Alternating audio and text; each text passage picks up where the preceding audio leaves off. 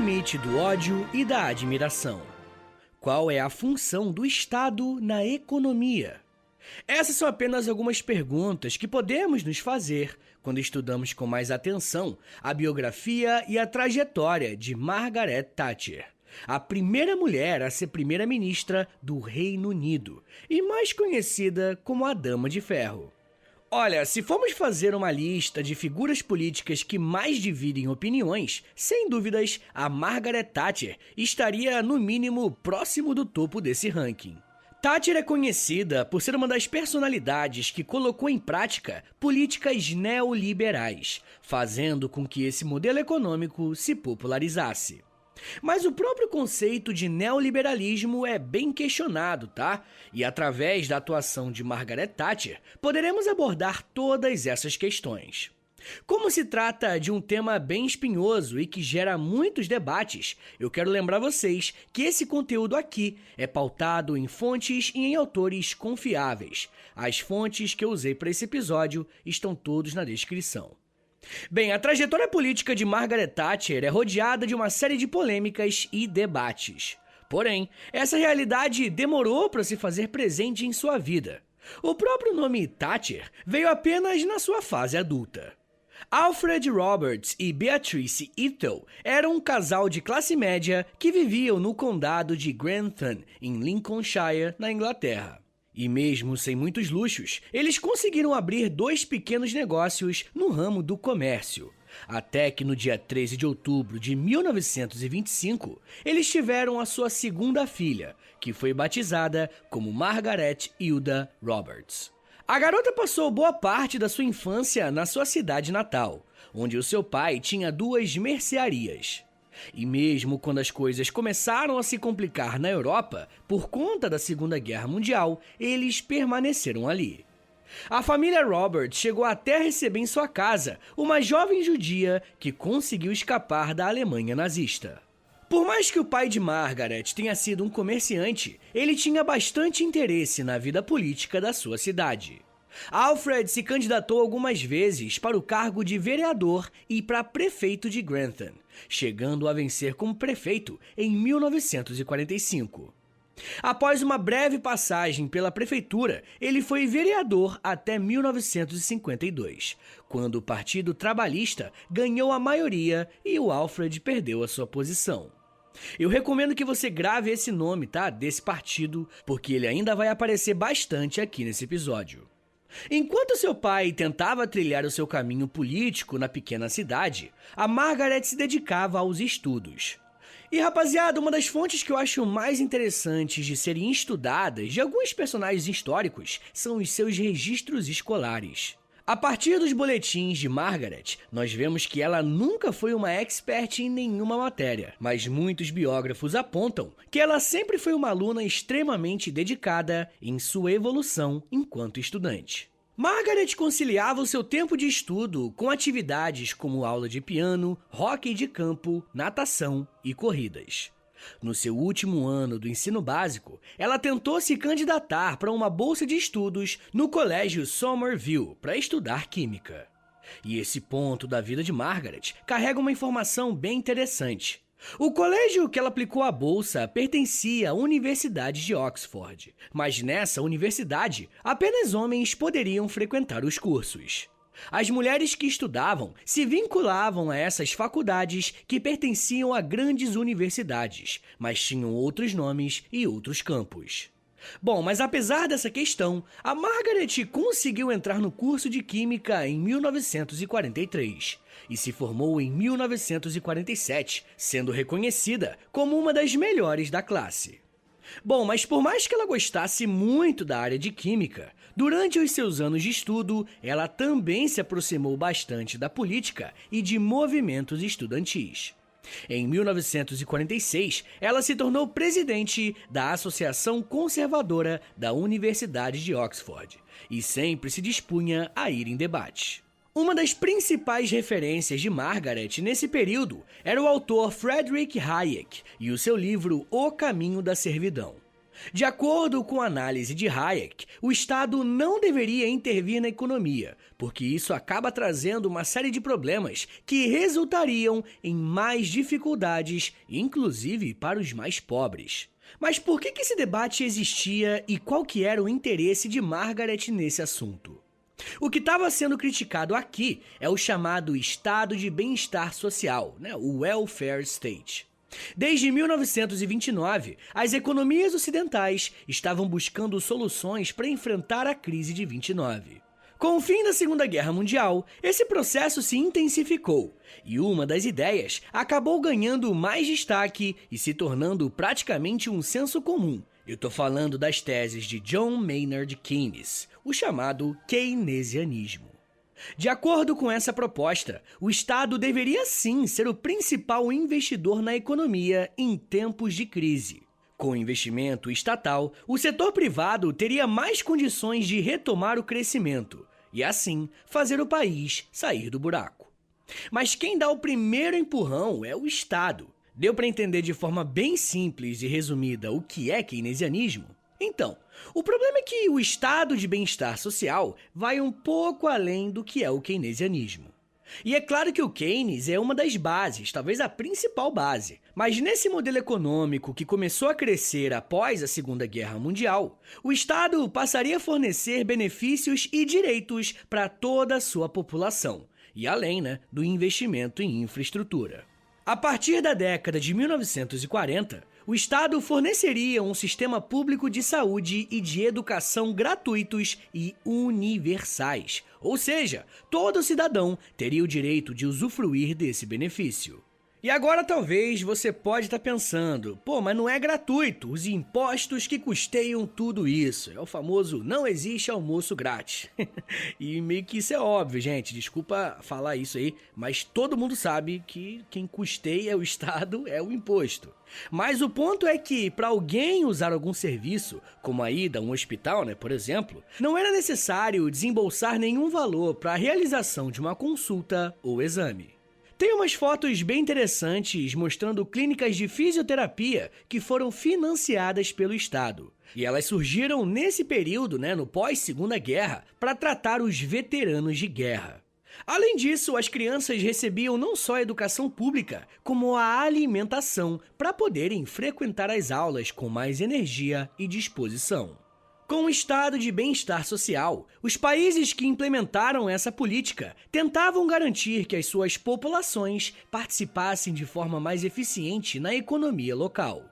Por mais que na teoria esse planejamento econômico pareça excelente, na verdade todos os planejamentos econômicos parecem excelentes na teoria, nem todos os países decidiram comprar essa teoria e assumirem um estado de bem-estar social. Talvez o principal país que encabeçou essa linha econômica tenha sido o Reino Unido. Olha só o que o historiador Eric Hobsbawm vai falar sobre esse assunto, abre aspas.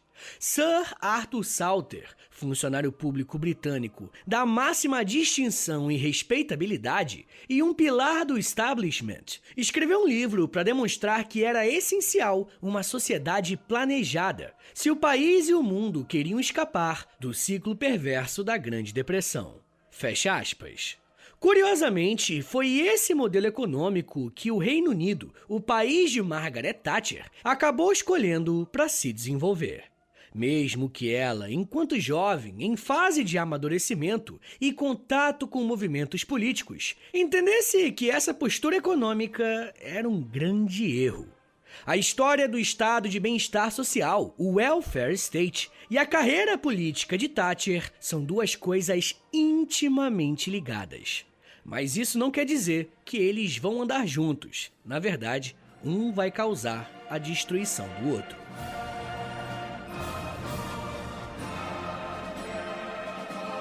Eu quero focar agora na carreira política da Thatcher, mas preciso que você tenha em mente que durante a ascensão da jovem química, esse estado de bem-estar social só cresceu no Reino Unido, beleza? Bom, enquanto ela estudava química, ela havia se filiado a uma associação conservadora. E em uma das conferências desse grupo, ela ficou sabendo que o Partido Conservador estava tentando recrutar pessoas mais jovens para concorrerem às eleições locais e nacionais. Inclusive, tem um episódio sobre conservadorismo aqui no feed do História em Meia Hora, beleza? Se você quiser saber mais ou tiver alguma dúvida sobre esse movimento, eu recomendo bastante que você ouça depois que você terminar esse aqui. Mas enfim, gente, a essa altura, a Margaret Thatcher já era conhecida por sua postura de dedicação à causa e a sua preparação técnica e teórica. E embora todo mundo reconhecesse que ela tinha alguns problemas de sociabilidade, ela foi uma das escolhidas para concorrer às eleições pelo Partido Conservador. Entre 1950 e 1951, ela participou da campanha eleitoral para ir para a Câmara dos Comuns, representando o distrito de Dartford. E a escolha desse distrito não foi por acaso. Dartford tinha uma predominância muito grande do Partido Trabalhista, e algumas lideranças viram na Margaret uma oportunidade de quebrar um pouco a hegemonia do partido naquela região. E caso você não conheça muito da política britânica, esse é o partido mais alinhado à esquerda, bem identificado com os operários ingleses. E além de ser uma candidata que poderia vencer os trabalhistas, a Margaret chamava atenção por ser uma mulher disputando um cargo público. E apesar de ser uma novidade, a Margaret não conseguiu ser eleita nessas eleições. Apesar disso, ela não saiu completamente derrotada, tá ligado? Afinal, quem participa da política também tem a sua vida social. Uma das práticas mais comuns de quem tenta concorrer a um cargo eletivo é promover eventos para arrecadação de fundos para a campanha. Muitas vezes são leilões, bailes, jantares e outros. Em fevereiro de 1951, o empresário Dennis Thatcher compareceu a um desses eventos e decidiu contribuir para a campanha de Margaret. Porém, os dois acabaram se tornando próximos e no final daquele mesmo ano se casaram. E a partir de dezembro de 1951, Margaret passou a ser chamada de Margaret Thatcher. Mesmo após o casamento, Dennis apoiou a carreira política de Margaret e a ajudou a iniciar e terminar os seus estudos na área do direito. Nessa área, ela se especializou em direito tributário e em 1953 ela deu à luz a um casal de gêmeos. Mesmo com os filhos pequenos, o Partido Conservador quis contar com a Margaret Thatcher nas eleições de 1954 e 1955, onde ela foi derrotada mais uma vez. E após passar alguns anos cuidando da família, Thatcher decidiu voltar para a vida pública, concorrendo a um cargo como parlamentar. Mas dessa vez, ela queria concorrer a eleições por um distrito mais favorável aos conservadores. O Partido Conservador estava passando uma certa dificuldade durante o final da década de 1950 e o início da década de 1960, porque o estado de bem-estar social estava a todo vapor no Reino Unido. Como o Partido Trabalhista era o mais identificado com essa política, os conservadores tinham mais barreiras com os operários. Podemos dizer que, nesse período de tempo que eu citei agora, a economia não só do Reino Unido, mas do mundo como um todo, estava passando por um período de prosperidade. Alguns historiadores econômicos chamam esse período de Era de Ouro do capitalismo. E é claro que, com esse crescimento, críticas ao modelo econômico vigente não eram tão bem assim aceitas, tá ligado? Tenta se imaginar vivendo em um período em que a economia tá ótima, os serviços públicos estão funcionando bem, a National Health System, que é tipo o SUS dos caras, tá funcionando a todo vapor. E aí chega uma mulher, uma política, dizendo: nós precisamos gastar menos, o Estado não pode investir na economia, não muito. Tá ligado? É óbvio que esse tipo de discurso não tinha muito espaço. Porém, a estratégia da Thatcher de procurar um distrito mais aberto aos conservadores deu certo. E em 1959, ela foi eleita pelo distrito de Finchley. Uma vez eleita como parlamentar, a Thatcher teve uma atuação de grande destaque. E não que isso seja sempre algo positivo. E eu digo isso porque em mais de uma oportunidade, a Thatcher tomou algumas decisões e proferiu alguns votos na posição oposta à orientação do partido. Muitas vezes isso pode ser um grande problema e atrasar a carreira de um determinado político. Mas com a Thatcher, isso seguiu por um outro caminho. A sua postura enquanto parlamentar fazia com que o seu nome fosse ventilado como uma possível primeira-ministra representando o Partido Conservador. Mas em meados da década de 60, a própria Thatcher duvidava que isso aconteceria um dia. Olha só o que ela falou sobre esse assunto, abre aspas. Não haverá uma mulher primeira-ministra durante a minha vida. A população masculina é muito preconceituosa. Fecha aspas. E nós precisamos concordar que, nessa última parte, ela tem razão, principalmente quando o assunto é política. De qualquer forma, a Thatcher continuou com sua postura de combate, permitindo que ela crescesse dentro do Partido Conservador. E como estamos falando de um período em que a Guerra Fria estava acontecendo, a Thatcher se destacou com um discurso abertamente anticomunista. Ela não fazia questão de esconder ou de fazer uma crítica velada. Porém, as suas críticas não eram apenas à União Soviética, mas também às políticas adotadas pelo Partido Trabalhista nos momentos que estavam à frente do Reino Unido. Na Conferência do Partido Conservador, que aconteceu em 1966, a Thatcher criticou as políticas impostas pelo governo trabalhista. De acordo com ela, esses impostos eram etapas não só para o socialismo, mas também para o comunismo. E essas são palavras dela, beleza? Mas olha só como que as coisas na história são mais complexas do que parecem. Em 1967, a Margaret Thatcher foi uma das poucas parlamentares conservadoras a apoiar o projeto de lei que descriminalizava a homossexualidade masculina. E sim, você não ouviu errado. No Reino Unido era crime ser homossexual. Thatcher também votou a favor da lei para legalizar o aborto até a 28ª semana de gestação. Essas posições que eu citei agora parecem ser contraditórias para uma parlamentar conservadora e tão avessa às ideias progressistas. E pois é isso mesmo, não tem uma explicação. Só sei que os seres humanos são criaturas muito complexas. Mas enfim, gente, as coisas começaram a mudar para Thatcher e para o Partido Conservador apenas na década de 70, quando o partido conseguiu vencer as eleições gerais. Nesse mesmo ano, Margaret Thatcher foi escalada para trabalhar na Secretaria de Estado para Educação e Ciência. Nesse cargo, o primeiro objetivo de Thatcher seria reduzir os custos da sua pasta. E ela conseguiu fazer isso, mas essa ação quase custou a sua vida política. Eu já quero falar mais sobre essa polêmica e como que ela chegou ao cargo de primeira-ministra do Reino Unido. Mas me dá um minutinho aí, tá, gente, que daqui a pouco a gente volta e eu falo um pouco mais sobre conservadores, leite, dama de ferro, neoliberalismo e ditadores. Segura aí, que é um minutinho só.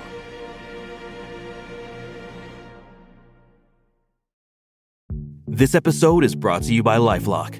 During tax season, your personal info travels to a lot of places. Between payroll, your tax consultant, and the IRS. If your W-2 gets exposed, that's just the ticket for identity thieves. That's why LifeLock monitors millions of data points every second. If your identity is stolen, they'll fix it guaranteed or your money back. Don't let identity thieves take you for a ride. Save up to 40% your first year. Visit LifeLock.com/podcast. Terms apply. Pessoal, eu queria pedir um favor que vai ajudar muito o meu trabalho e não vai custar nada pra vocês. O História em Meia Hora é um podcast exclusivo Spotify. E para essa parceria continuar sendo frutífera, os números são importantes. Por isso eu queria te pedir para clicar em 3 coisinhas aí no seu Spotify. Primeiro, nas estrelinhas. Dá 5 estrelinhas aí pra gente na avaliação, por favor, porque a avaliação é o que mais ajuda o podcast a chegar em outras pessoas. Segundo, já aproveita e clica em seguir. E se você quiser receber no seu celular um aviso de quando tem episódio novo, clica também no sininho. Mas claro, só se você quiser. Obrigado de coração pela ajuda e continue com o episódio.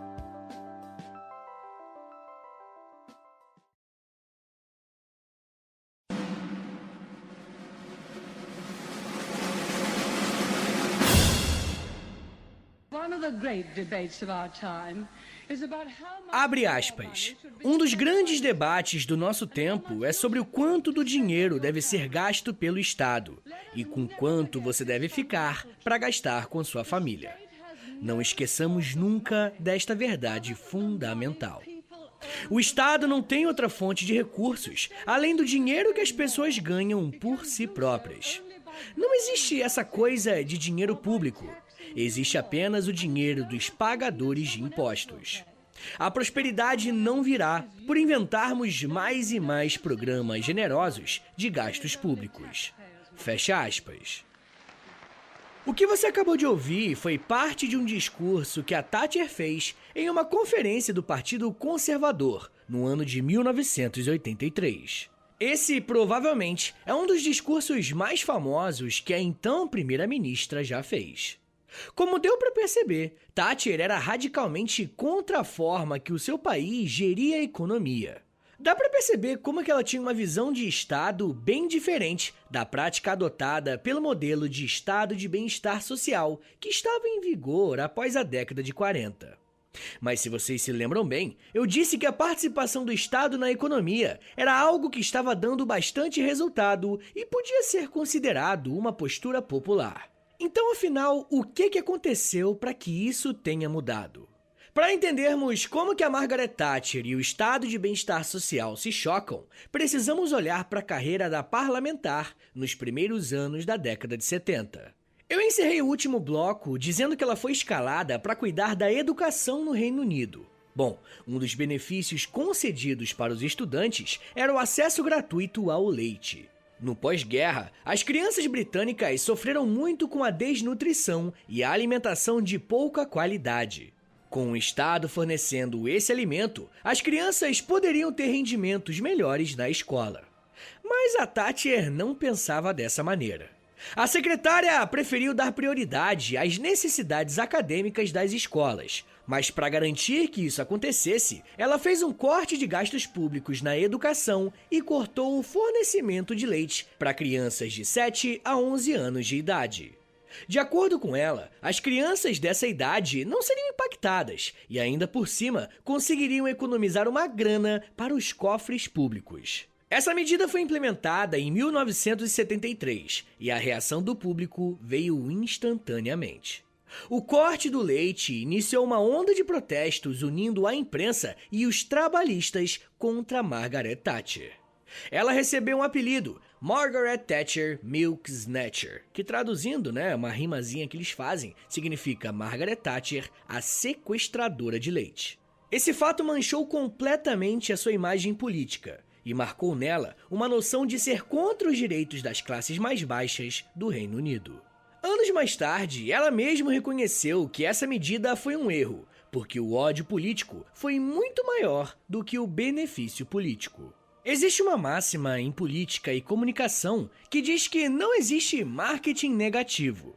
Por mais que a repercussão tenha sido péssima, o nome de Margaret Thatcher ganhou cada vez mais projeção nacional.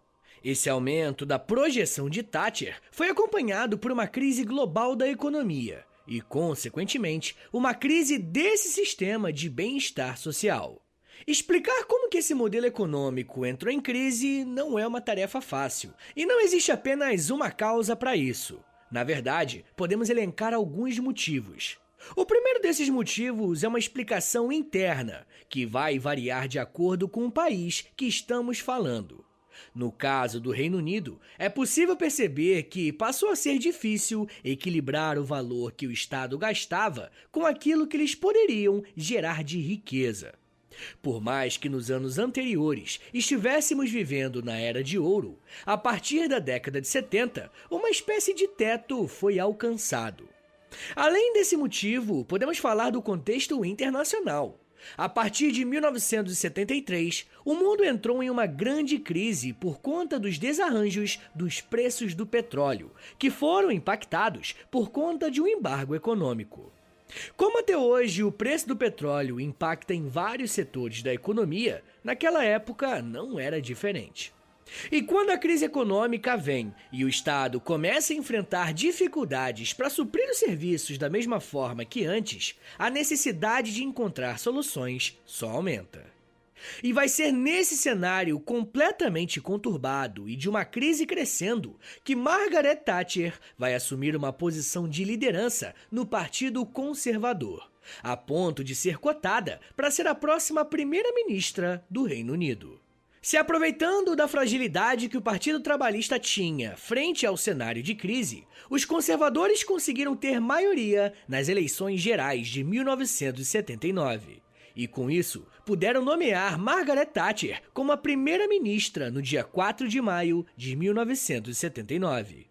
Muita gente acha que ela recebeu o apelido de a Dama de Ferro por conta da sua atuação como primeira-ministra, mas isso não é verdade. No final da década de 70, ela mantinha o seu discurso forte e crítico à União Soviética e também a qualquer tipo de pensamento socialista. E por esse motivo, um jornal do exército soviético chamado Estrela Vermelha apelidou a Thatcher de Dama de Ferro em 1976 como algo pejorativo, mas ela acabou aceitando isso como uma identidade pessoal e passou a usar esse apelido. Ao todo, Thatcher passou 11 anos como primeira-ministra do Reino Unido, entre 1979 e 1990. E em todos esses anos, ela enfrentou um cenário complicadíssimo, tanto internamente quanto na política externa. Para explicarmos um pouco sobre a política da Thatcher, nós precisamos entender um pouco do que nós chamamos de neoliberalismo.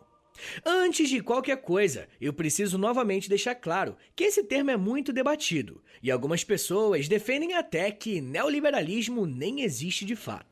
Mas mesmo assim, eu queria trazer uma definição bem interessante que o professor Ian Neves apresentou a partir de uma citação do historiador David Harvey. O Harvey explica que o neoliberalismo é o seguinte, abre aspas, neoliberalismo é, em primeira instância, uma teoria de práticas político-econômicas que propõe que o bem-estar humano pode ser alcançado de melhor forma através da libertação do empreendedorismo e das habilidades individuais dentro de um sistema caracterizado por direitos à propriedade fortes, livre mercado e livre troca. Para além dessas funções, o Estado não deve se envolver. Fecha aspas. De acordo com essa teoria, o neoliberalismo na política é aquele que quer reduzir os gastos do Estado ao máximo e tratar a economia desse Estado como se fosse uma economia doméstica. Socialmente, o neoliberalismo tenta negar ou pelo menos diminuir o fator coletivo e priorizar sempre a iniciativa individual como uma resolução dos problemas. Uma vez que entendemos essa breve definição, nós podemos agora olhar melhor para as decisões tomadas pela Thatcher. Sem dúvidas, um dos seus principais desafios era resolver a crise econômica gerada pelos motivos que eu já citei anteriormente. E sempre que existe uma crise financeira, uma crise social também começa a aparecer no cenário. Para a primeira-ministra, enxugar os gastos do Estado envolvia demitir funcionários estatais e privatizar alguns setores. E eu nem preciso dizer que isso tudo vai ter um custo político altíssimo, e os principais embates que ela vai ter nos primeiros anos de governo serão com os sindicatos. Thatcher acreditava que os sindicatos eram prejudiciais ao país, e por isso ela começou uma campanha para diminuir a força dos sindicatos. Uma das principais indústrias do país era a do carvão. E se você conhece um pouco da história do Reino Unido, deve lembrar que um dos motores da Revolução Industrial foi justamente o carvão.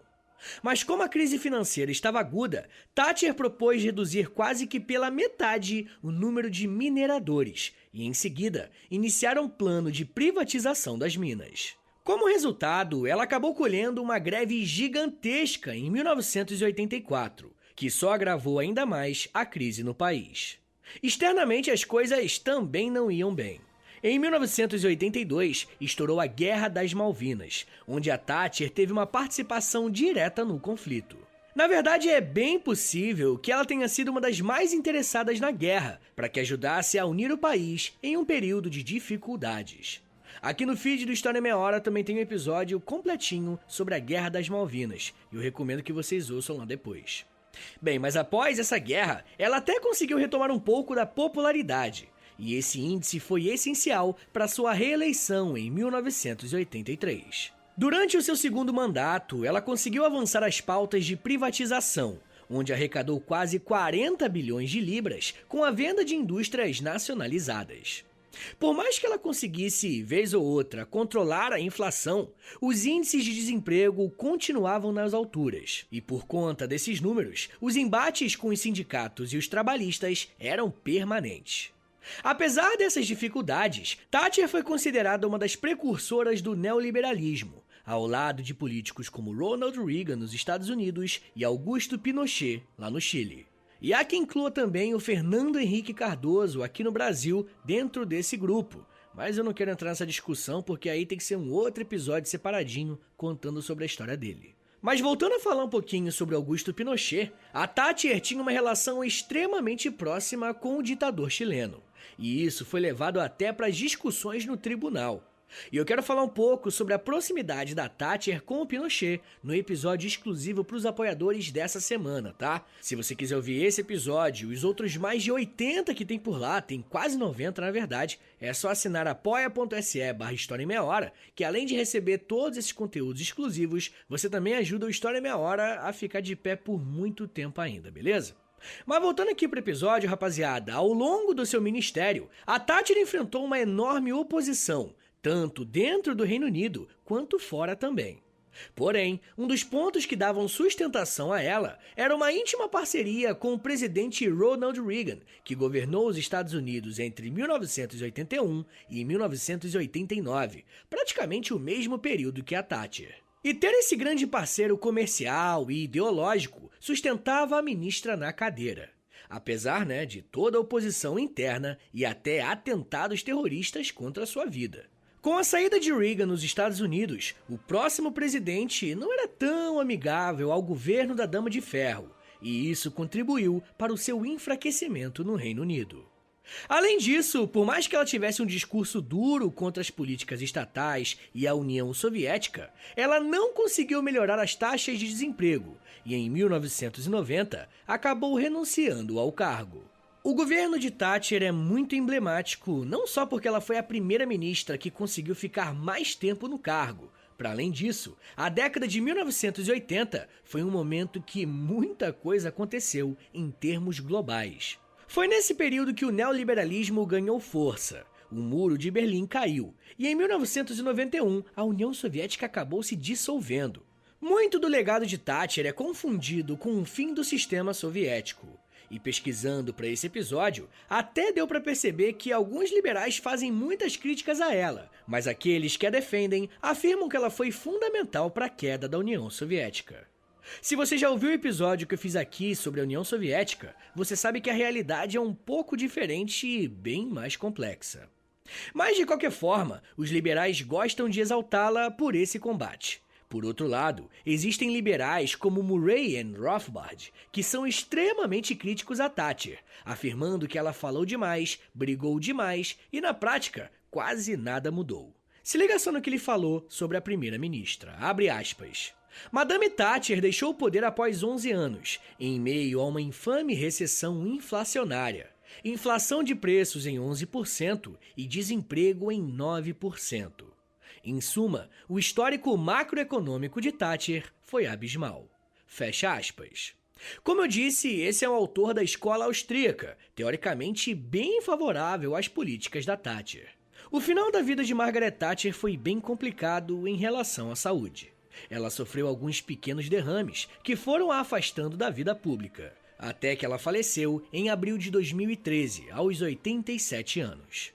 A sua vida pública foi tão marcante quanto o seu legado, que é debatido até os dias de hoje. E ainda muita coisa ficou de fora nesse episódio, viu? A gente ainda pode falar sobre as maneiras que o neoliberalismo impactou a vida da população não só do Reino Unido, mas também ao redor do mundo. E como, talvez, o neoliberalismo é enxergado até os dias de hoje. Mas isso já é um papo para uma outra meia hora.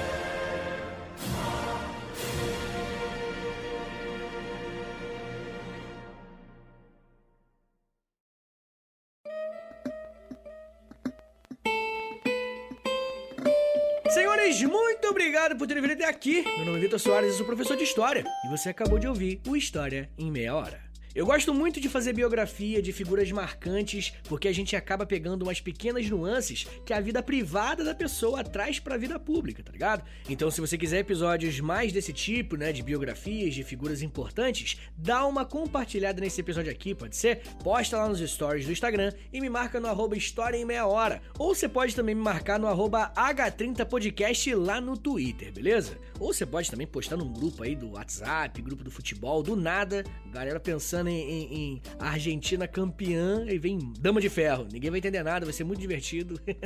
Mas, rapaziada, uma coisa também importante que me ajuda muito, na verdade é a melhor forma de você ajudar o História em Meia Hora, é assinando o nosso Apoia-se, beleza? É apoia.se/História em Meia Hora, que lá você tem quase 90 episódios exclusivos e tem, por toda semana tem um novo, e também tem Clube do Livro, também tem conteúdo diário no Instagram. Entra lá em apoia.se/História em Meia Hora e se você puder e quiser me ajudar, fica o convite, beleza? O História em Meia Hora também tem a parceria com a Loja, tá bom? LOLJA, Loja. Lá na loja a gente vende as nossas camisas, moletons, tem blusão, tem aquela camisa Raglan, tá ligado? Que é meio bonitinha assim com as mangas. E lembrando que quando você compra uma camisa, você também ajuda o meu trabalho, tá bom? Ah, uma coisa que eu esqueci, ultimamente tenho esquecido de avisar, é o nosso Pix. É historiaemmeiahora@gmail.com, tá? historiaemmeiahora@gmail.com. Qualquer valor é mais do que bem-vindo para ajudar o História em Meia Hora e também é o meu contato. Então, se você precisar falar comigo, é por esse e-mail, beleza? Rapaziada, lembrando você também, né, que a gente, eu sempre peço isso pra vocês, mas a gente tá quase batendo 20k de avaliações no Spotify, e eu queria muito bater essa meta antes do fim do ano. Eu acho que não vai dar, infelizmente, mas, ia ser sensacional. Então entra lá, clica em seguir, clica nas 5 estrelinhas, avalia com 5 estrelinhas, por favor, e clica também no sininho, que aí o seu celular vai te avisar, vai te enviar uma notificação quando tiver um episódio novo.